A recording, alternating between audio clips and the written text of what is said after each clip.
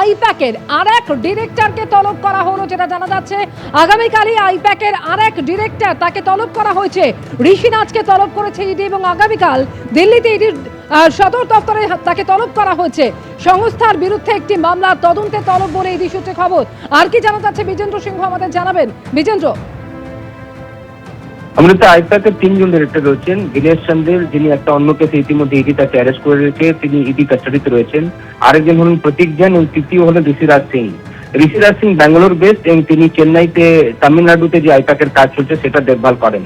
কিন্তু এখন তাকে তলব করা হচ্ছে কোন কেসে সেটা জানা যাচ্ছে না। তবে ইডি সূত্র থেকে বলা হচ্ছে আগামীকাল 11টায় তাকে ইডি সদর দপ্তরে ডাকা হয়েছে এবং একটা অন্য কেস যেটা তদন্ত করছে আইপ্যাকের বিরুদ্ধে এনফোর্সমেন্ট ডিরেক্টর, সেটাতে তাকে হাজিরা দিতে বলা হয়েছে।